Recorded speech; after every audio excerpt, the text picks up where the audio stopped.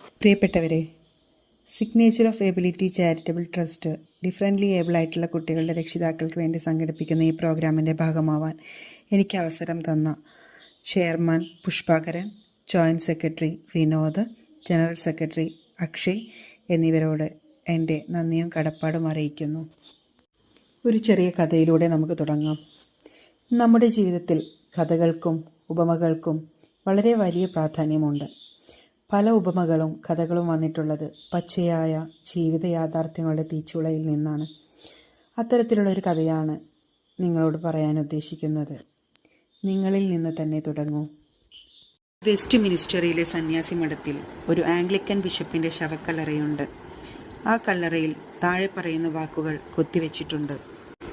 നിയന്ത്രണങ്ങളില്ലാത്ത എൻ്റെ ചെറുപ്പകാലത്ത് എൻ്റെ ചിന്തകൾക്ക് ഒരു കടിഞ്ഞാണും ഉണ്ടായിരുന്നില്ല. ഈ ലോകം തന്നെ മാറ്റിയെടുക്കാമെന്ന് ഞാൻ സ്വപ്നം കണ്ടിരുന്നു. പ്രായമായപ്പോൾ അതിനനുസരിച്ചുള്ള പക്വതയും വന്നപ്പോൾ ലോകം മാറില്ലെന്ന് ഞാൻ മനസ്സിലാക്കി. അപ്പോൾ ലക്ഷ്യങ്ങൾ ചുരുക്കിയിട്ട് എൻ്റെ രാജ്യം മാറ്റിയെടുത്താൽ മതിയാകുമെന്ന് ഞാൻ തീരുമാനിച്ചു. പക്ഷേ എൻ്റെ രാജ്യവും അനങ്ങാപ്പാറയാണെന്ന് ഞാൻ മനസ്സിലാക്കി. ജീവിത സായാഹ്ന വേളയിൽ ഒരവസാന പോരാട്ടം എന്ന നിലയ്ക്ക് എൻ്റെ കുടുംബം മാറ്റിയെടുക്കാൻ ഞാൻ ശ്രമിച്ചു. വളരെ അടുപ്പമുള്ള സ്വന്തക്കാരെ മാറ്റിയെടുക്കാൻ പറ്റുമെന്ന എൻ്റെ ലളിതമായ ലക്ഷ്യം പോലും നേടിയെടുക്കാൻ എനിക്ക് കഴിഞ്ഞില്ല. ഇന്നിപ്പോൾ മരണശയ്യയിൽ കിടക്കുമ്പോൾ പെട്ടെന്ന് ഞാനൊരു വസ്തുത തിരിച്ചറിഞ്ഞു. ഞാൻ ആദ്യം എന്നെ തന്നെ മാറ്റിയെടുത്തിരുന്നെങ്കിൽ ആ നേട്ടവുമായി അതൊരു മാതൃകയാക്കി എൻ്റെ കുടുംബം മാറ്റിയെടുക്കാൻ ഒരുപക്ഷെ എനിക്ക് കഴിഞ്ഞേനെ. കുടുംബാംഗങ്ങളുടെ പ്രോത്സാഹനവും ആവേശവും രാജ്യത്തിന് പ്രയോജനപ്പെടുന്ന കർമ്മങ്ങൾ ചെയ്യാൻ എന്നെ പ്രചോദിപ്പിച്ചേനെ. ഒരുപക്ഷെ അതിനുശേഷം ഈ ലോകം തന്നെ ഞാൻ മാറ്റിയെടുത്തേനെ. ആർക്കറിയാം? ഈ കഥ നമുക്ക് പറഞ്ഞു തരുന്നത് വിജയത്തിൻ്റെ പിറകെ പോവാതെ നമ്മുടെ സ്കിൽ ഡെവലപ്പ് ചെയ്യാൻ നമ്മൾ ശ്രമിക്കുകയാണെങ്കിൽ വിജയവും സന്തോഷവും നമ്മെ തേടി വരും എന്നതാണ്. സ്വന്തം പരിമിതികൾ മറികടന്നുകൊണ്ട് മറ്റുള്ളവരെ സഹായിക്കാനുള്ള പ്രിയപ്പെട്ട ഡിഫറൻ്റ്ലി ഏബിളായിട്ടുള്ള മക്കളുടെ പ്രവൃത്തികളും മനസ്സും കാണുമ്പോൾ നമുക്ക് തന്നെ സ്വയം ലജ്ജ തോന്നാറുണ്ട്. എല്ലാ കഴിവുകളും ദൈവം തന്നിട്ടും ചുറ്റുപാടുമുള്ളവരെ, ചുറ്റുമുള്ള സഹജീവികളെ ഒന്ന് സഹായിക്കാനോ ഒന്ന് തിരിഞ്ഞു നോക്കാൻ പോലും ശ്രമിക്കാത്ത നമ്മളെപ്പോലുള്ളവരെക്കാൾ എന്തുകൊണ്ടും എത്രയോ ഉന്നതിയിലാണ് നമ്മുടെ പ്രിയപ്പെട്ട ഡിഫറൻ്റ്ലി ഏബിളായിട്ടുള്ള മക്കൾ. എൻ്റെ പ്രിയ സുഹൃത്തിൻ്റെ സ്ഥാപനത്തിൽ ഞാനൊരിക്കൽ പോയപ്പോൾ അവിടെ കണ്ട കാഴ്ച തികച്ചും എന്നെ അത്ഭുതപ്പെടുത്തി. സ്വന്തം കാര്യങ്ങൾ അവിടെ ഇട്ടിട്ടാണ് നമ്മുടെ ഈ പ്രിയപ്പെട്ട മക്കൾ അവരുടെ കൂടെയുള്ള അവരുടെ സഹപാഠികളെ പല കാര്യത്തിലും സഹായിക്കുന്നത്.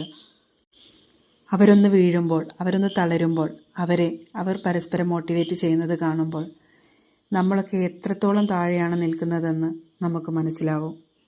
അവരുടെ പരസ്പര സ്നേഹവും സഹകരണവും കാണുമ്പോൾ അവരെ നമ്മൾ എത്രത്തോളം മാതൃകയാക്കേണ്ടതുണ്ട് എന്ന് നമുക്ക് ബോധ്യപ്പെടും. രണ്ടുപേർക്കും ഒരുപോലെ മിഠായി കൊടുക്കുമ്പോൾ സ്വന്തം മിഠായി കഴിക്കുന്നതിന് മുമ്പ് അടുത്തിരിക്കുന്നവൻ്റെ മിഠായി അത് എടുത്ത് അത് തൊലി കളഞ്ഞ് അവൻ്റെ വായിൽ വെച്ച് കൊടുത്തിട്ട് മാത്രം സ്വന്തം മിഠായി എടുത്ത് കഴിക്കാൻ ശ്രമിക്കുന്ന ഒരു വല്ലാത്ത അപൂർവ കാഴ്ച കണ്ട് ഒരുപാട് നേരം നോക്കി നിന്നു ഞാൻ.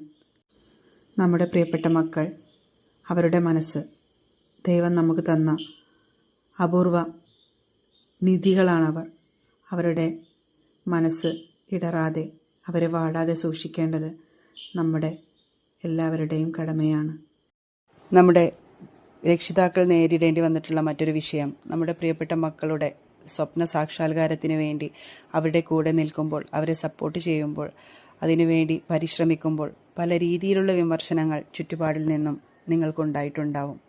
ഒരിക്കലും അത്തരം വിമർശനങ്ങളിലൊന്നും തളരാതെ നമ്മുടെ മക്കളെ നമ്മൾക്കാണ് ഏറ്റവും കൂടുതൽ അറിയുക എന്നും അവരുടെ സ്വപ്നങ്ങൾ ഏറ്റവും കൂടുതൽ നേടിയെടുക്കാൻ അവരുടെ കൂടെ നിൽക്കാൻ നമ്മളെക്കാൾ മറ്റൊരാൾക്കും പറ്റില്ല എന്നും മനസ്സിലാക്കിക്കൊണ്ട് നിങ്ങൾ വളരെയധികം പൂർവാധികം ശക്തിയോടെ അവരുടെ സ്വപ്നങ്ങൾക്കൊപ്പം മുന്നോട്ട് പോകണം എന്ന് മാത്രമാണ് ഈ അവസരത്തിൽ എനിക്ക് നിങ്ങളെ ഓർമ്മപ്പെടുത്താനുള്ളത്. അതുപോലെ തന്നെ സർക്കാരിൽ നിന്നും എൻജിഒയുടെ ഭാഗത്തു നിന്നും എന്തൊക്കെ ആനുകൂല്യങ്ങൾ നമുക്ക് ലഭിക്കാനുണ്ട് എന്നുള്ളത് പ്രിയപ്പെട്ട രക്ഷിതാക്കൾ അറിഞ്ഞിരിക്കേണ്ടതാണ്. പല യൂണിവേഴ്സിറ്റികളിലും തുടർ പഠനങ്ങൾക്കുള്ള ഒരുപാട് ആനുകൂല്യങ്ങളും മറ്റും നമ്മുടെ കുട്ടികൾക്കുണ്ട്. അതിനെക്കുറിച്ചെല്ലാം നിർബന്ധമായും പ്രിയപ്പെട്ട രക്ഷിതാക്കൾ അറിഞ്ഞിരിക്കണം. അതുപോലെ തന്നെ അവരുടെ മറ്റ് അവകാശങ്ങളും. ആധാർ കാർഡ് എടുക്കാൻ ഒരു കുട്ടിക്ക്, ഫിംഗറില്ലാത്തൊരു കുട്ടിക്ക് വളരെയധികം പ്രയാസപ്പെട്ട് അവസാനം ഒരുപാട് തിരച്ചിലിനൊടുവിൽ അവന് ആധാർ കാർഡ് എടുക്കാൻ സാധിച്ചു. അങ്ങനെയുള്ള ഒരുപാട് അനുഭവങ്ങൾ ഉള്ളവരായിരിക്കും ഏറെക്കുറെ രക്ഷിതാക്കളും. അപ്പോൾ നിങ്ങളുടെ അനുഭവങ്ങളും നിങ്ങളത് നേടിയെടുത്ത കാര്യങ്ങളുമൊക്കെ മറ്റുള്ളവർക്ക് കൂടെ ഷെയർ ചെയ്യുകയാണെങ്കിൽ അത് മറ്റുള്ളവർക്ക് കൂടെ ഉപകാരപ്പെടും എന്നാണ് പറയാനുള്ളത്. ഇത്ര സമയം എന്നെ ശ്രവിച്ച നിങ്ങൾക്ക് എല്ലാവിധ നന്ദിയും കടപ്പാടും അറിയിച്ചുകൊണ്ട് എല്ലാവരെയും നേരിൽ കാണാൻ ഒരുപാട് ആഗ്രഹമുണ്ട്. അതിന് ദൈവം അനുഗ്രഹിക്കട്ടെ എന്ന് പ്രാർത്ഥിച്ചുകൊണ്ട് എല്ലാവർക്കും നന്മകൾ മാത്രം നേർന്നുകൊണ്ട് ഞാൻ തൽക്കാലം എൻ്റെ വാക്കുകൾ ഉപസംഹരിക്കുകയാണ്. നന്ദി, നമസ്കാരം.